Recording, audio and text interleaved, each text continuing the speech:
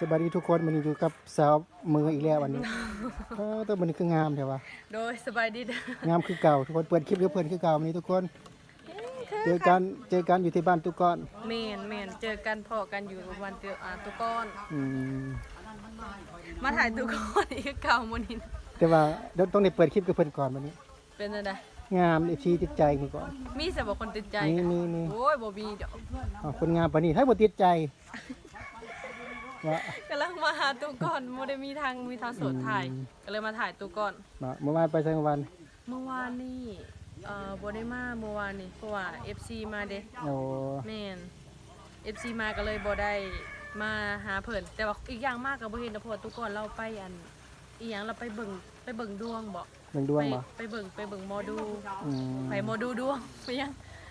นี่แหละทุกอย่างนี่แหละ บ่ เออ ว้าว ก็เลยมาเบิ่งข่าวดีของเรามาถ่ายเนาะ งามคือเก่า โอ้ งามคือเก่าพี่น้องเอ้ย มาให้ย่องเอามาขายย่อง ได้สิหายครับไม่แย่แล้วขายยาว โดยเดี๋ยว เอาไปหาเพิ่น เดี๋ยวไปเจอตัวก่อนทุกคนวันนี้ โอเคบ่ทุกคนเพิ่นนั่งหั่นเด้ โอเคจ้ะ โทนเวียงนี่เอาเงินมาชงให้ข่อยเงิน40ล้านอยู่ในอันชนามชัยนี่มื้อนั้นบ่ได้น้อยได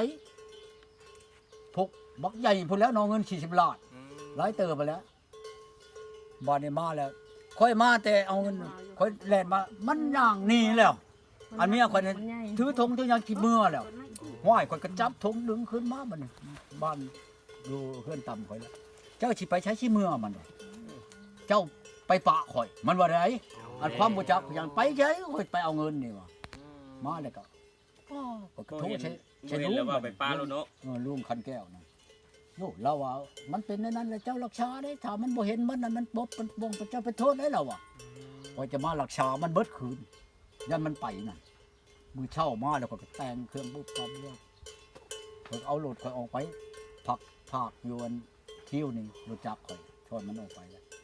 ก็พาขี่รถมีต่อยเมื่อลงอยู่อันนั้นลงอยู่อันยังบัดปงมันแรงแล้วก็ขี่รถอันชลวันน่ะเข้าไปชลวันไปฮอดพูดก็นอนอยู่บ้านพักหันคอยบัดอันหักไม้คอยมันดีขนาดไรคอยชิว่าชูพักนี่คอยนำคอมันมือนอนจนเกือบมันบ่ได้นอนมื้อเช้ามาบ่จากมือได้บัดนี้อีนั่นก็ตันหาแห้งถึกเลย โอ้ บ่จากมือมันเลยโอ้ยคอยบ่มืออะไรจานอายหายมันบ่จักหน่อยเจ้ามือผุนเจ้าชิลักนี่เมื่อซะก่อนถ้าว่าเจ้ายังขึ้นฮอดเจ้าถึงคนจังพัวพันกันนำหลังคอยก็เอาเมื่อฮอดนั้นเพื่อนฮอดห้องการลุงนั่นแหละเราก็เอาเงินดึงลิ้นชักกันออกมารอกับนับเงินให้คอยนับเงินเขานั่นเขาแจงมันก็บ่ได้แพงดอกแปลว่าไล่แล้วเบิดทั้งหมูทั้งแบะทั้งหมูหันกับมีแต่15ล้านเราขอชง12ล้านใน3ล้านนั่นอันขาหมูขาแบ่ขาอันพ่อบ้านนั่นเราบ่ให้เราอ่ะขาชิ้นเปลืองนี่แล้วเขาให้นะเขาก็เอา12ล้านเขาก็มาเขาจ้างหลุดเขาอันหลุดจักนี่จ้างแต่ชะมวยมาฮอดอันชาละวันนี่แสนหนึ่งค่อยให้เขาแสนกีบนี่โอ้ยมันไว้ปัญญังแล้วของมันมีแต่ที่5ลักหนึ่งความไก่มันนั่นแต่ชะมวยไปหาอันคิวหลุดชาละวันน่ะข่อยก็มานอนอยู่หันตื่นมาเช้ามาอันกลางคืนมาประมาณวางขออนุญาตนำประมาณวาง6 โมงเนี่ยข่อยก็นอนเลยเนาะข่อยเปิดแอร์มานอนมันยิงมาเคาะป๊อกเคาะประตูไปนะข่อยก็ไขออกมาไม่ยั้งข่อยอันเจ้าบ่จักได้ข่อยเข้าไปนอนนำบ่ไหลไปได้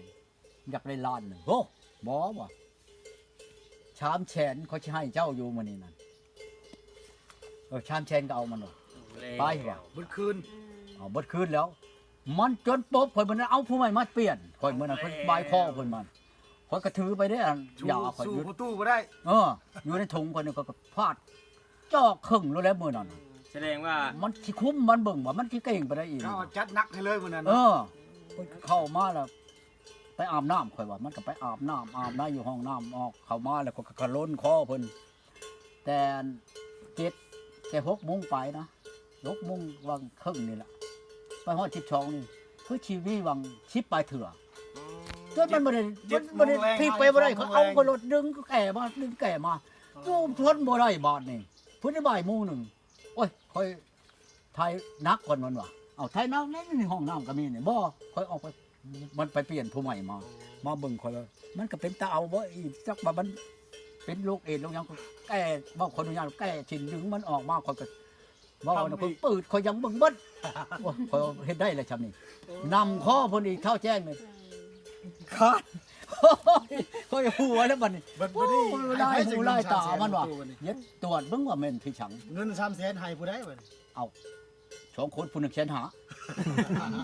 ค้านไปเย็ดแหม่มึงว่าแม่นพี่ฉังก็เดีย พอตู้ไปเบิ่งหมอเมื่อ มี วาน มี นี่ ช่องเถื่อ 2เทื่อเนาะ คอยเป็นน้ำเมียคอยนี่น้ำเมียอันผู้บ้านกังนี่มันเมืองคอยไปนอนอยู่อันนี้อยู่ปักช่องนี่บ่แม่นปักช่องอันแดนหนาวได้อปักช่องตัวนี้ได้อปักช่องระนาน้ำนี่อันนี้นั่นผู้เจ้าบ้านพักอันนี้มาเคาะคอยนอนเลยป๊อกไม่ยั้งคอยอันผู้ชาวจะมานอนนำเจ้าสิเอาบ่หลายปานใดลูก5แสนคนใดที่นี่5แจ้งโอ้ยหลายโพดว่าคอยก็บ่มีเงินคันวางเงิน2-3แสนนี่คอยให้อยู่คอยไปถามมันก็เด้อว่ะไปถาม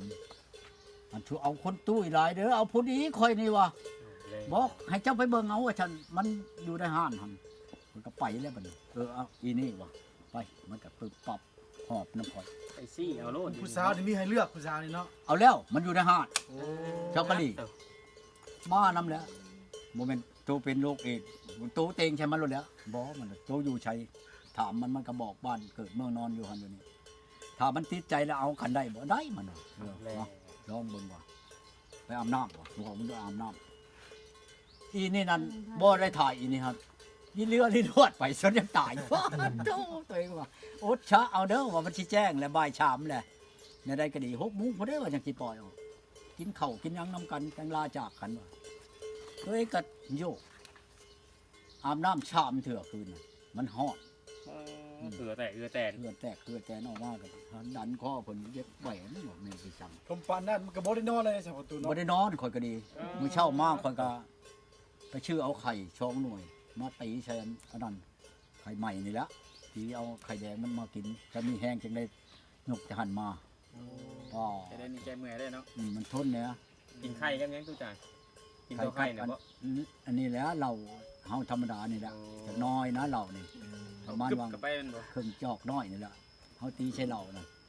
เขากินแล้วโอ้ยมีแห้งโยดโลด น่ะได้สูตรได้นี่นะเอาแล้วสูตรเล็ดได้นี่เนี่ยเอาสุดแก่เมื่อยเด้แก่เมื่อย ดอก เอามาไทนาเมื่อยกึบก็ได้เงี้ยกันได้เหรอกันไทนาเลย จังว่าการไปวานนี่คอยกะคอยกะไปอันคอยอยากไปเบิ่งอันหมอวานนี่คอยไปเบิ่งหมอได้วาน เป็นจังได๋เบิ่งหมอ แล้วการไปเบิ่งนั่นคอยหมอที่6วานนี่นะ แล้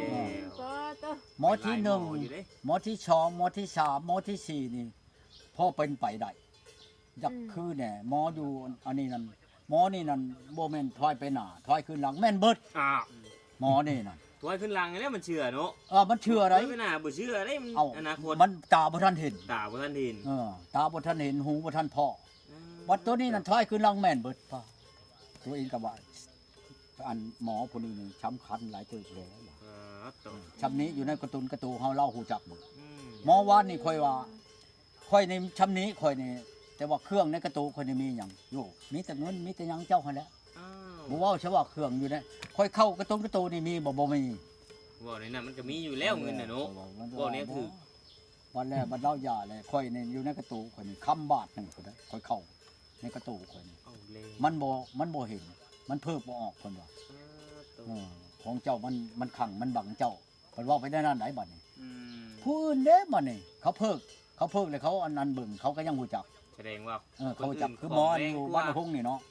เราว่าคำอยู่ในเจ้าหักแต่ว่านักรับเบานี่ค่อยบ่ฮู้หักมีคำในโตเจ้าเราว่า ถือว่าถือได้ฮะ คำมันค่อยแค้นนี่บ่ว่าได้กระโตเจ้าเข้าในกระโตเจ้าเราอ่ะผู้นี้กับอันคนบ้านคอยห่วยนี่เขาเว้าท่วงคือกันหักอันเชียงไผ่คือกัน แต่ละคนเชียงไผ่เบิดบ่หมอบ้านนครนี่หมอนางเทียม แปลว่าเว้าไปโลดอันนี้นะ ไปโลดเทีย ช่องชามเทื่อเพื่อที่3คนไปเบิ่งนี่ผู้นี้อยู่หน้าชายนี่ก็เทื่อที่3หมอบ้านฮงนี่ก็เทื่อที่3เทื่อละเทื่อค่อยไปบ้านนี่ล่ะค่อยบ่เชื่อมันเนี่ยเมียค่อยเมื่อนี่เอาไปกับเมื่อเอาไปกับเมื่อเลยกับไผก็เว้าความเดียวกันก็บ่แม่นว่าสิปะแลกกันก็สิเว้าว่าค่อยเตะค่อยตีจังซั่นสิบัดสิฆ่าค่อยบัดนี่ค่อยบ่ได้เตะแต่ตีแม่นบ่คันค่อยเตะค่อยตีค่อยให้ค่อยด่าค่อยหาด่าผีต้องมาบอกไม่ใช่โทษกับข่อยบ่หันเว้าบัดนี้บ่คันว่าเมื่อข่อยนำเอาเงินฮีดคอมันเงินขดองข่อยก็ชงโลดให้พ่อชงโลดคันสิเว้าไปหลายบัดเรื่องสังคมหุ้นแห้งหลายพุ่นนี่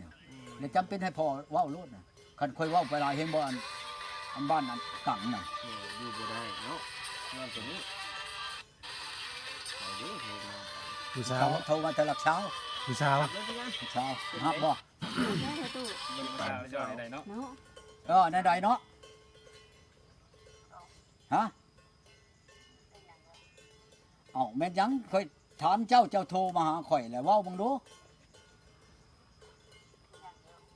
เขียนหยังนั่งอยู่นี่แหละในเฮือนข่อยนี่แล้วเขียนหยังเมื่อยนั่งแล้วก็นอนคนผู้เดียวเนาะอยากได้เจ้ามานั่งนำนอนนำกับฮะหมดแหละเบิ่งโทรกลับ เงินเพิ่นเบิดหัวตัวเว้ย เมิดเน็ตบ่จัก บ้านมัน เบอร์โทร บ่ โอ้เบอร์โทรธรรมดาบ่ สำหรับคลิปนี้ประมาณนี้ทุกคนเราไปถ่ายคลิปกับทีมงานครับเก้าเขาเสมอเขาสนุกเนาะบาสิดัดเนาะส่วนวันนี้ก็มาจบคลิปอยู่ที่ห้างเจดีหน่อยคือเก่าคือเดิมพี่น้องเป็นนี่อันมาขายได้ทุกคนนี่เลยยังมีเจ้ พิซซ่าพี่น้อง ป้า บายดี มื้อนี้ขายพิซซ่า มื้อนี้มีพิซซ่าขายเด้ เมื่อก่อน อ มันขายทุกอย่างนี่เจดีหน่อยทุกคน ขายทุกอย่างสดๆเท่านั้น ธรรมดา นี่สิเปิดให้เบิ่งนี่ นายยัง เปิดมองได้ละบัด เปิดเป็นอย่ เปิดทางใด เพราะผมเปิดกระยาก็ได้เปิดเป็นใจหน่อยก็จะได้ไม่ขาพี่น้อง เปิดทางนี้แป๊บนึง อันนี้สิมาอุดหนุนสเปรย์อะไรพี่น้องก็ให้ก็ได้แต่ว่าไปชมอีกคลิปหนึ่งของเราพี่น้อง ว้าว มันก็เป็นตาแซ่บแท้ ว้าวพี่น้องนี่ว้าว นี่พี่น้อง ว้าว 45,000กีบ ว้าวสำหรับคลิปทุกคนจะมีนี่ บ่ฮอดร้อย ประมาณนี้ทุกคนเนาะเอาคลิปจำนี้ก่อนพี่น้องคลิปนี้เดี๋ยวไปเจอกันในคลิปหน้าของเรานะอีก2 1ของเราพี่น้องเนาะคลิปมาชิมพิซซ่าฮันตุหน่อยทุกคนนะสำหรับคลิปนี้จบก่อนพี่น้องพบกันใหม่บ๊ายบาย